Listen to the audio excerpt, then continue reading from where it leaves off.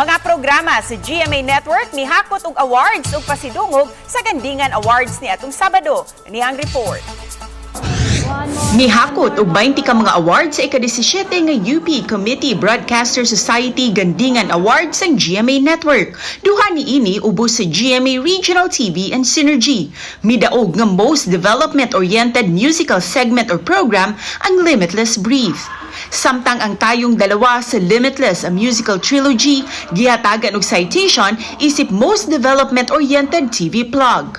Our story began in the middle of the pandemic in Sultan Kudarat in Mindanao, continued on in Siquijor in the Visayas, and ended in Metro Manila, capturing the richness and diversity of our nation. To the remarkable Synergy cast, crew, and the extraordinary Julian San Jose, thank you for bringing this vision to life and captivating audiences with your talent. Midaog usab isip most development-oriented drama program, special citation, ug most development-oriented educational program ang serye nga Maria Clara at Ibarra. I believe na ito talaga yung pinakatumatak na role sa akin ever.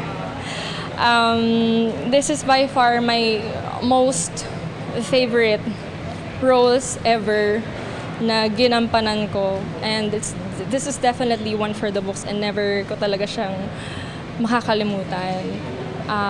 It changed me, it changed my life, it changed my perspectives.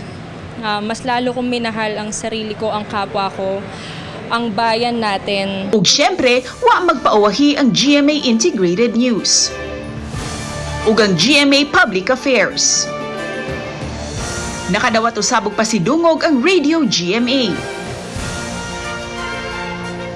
Nining tuiga, kabuhayan, buhay ng bayan ang tema sa Gandingan Awards. Maong gihatagan og special citation nga Gandingan ng Kabuhayan si Pera Paraan host Susan Enriquez. Patuloy na ipinamalas ng mga tatanggap ng karangalan ang bisa at kapangyarihan ng media, hindi lamang sa paglalahad ng mga mahalagang isyong may kaugnayan sa pang-araw-araw na buhay ng ordinaryong Pilipino, ngunit pati na rin sa pag-uudyok ng malawakan at makabuluhang pagbabago.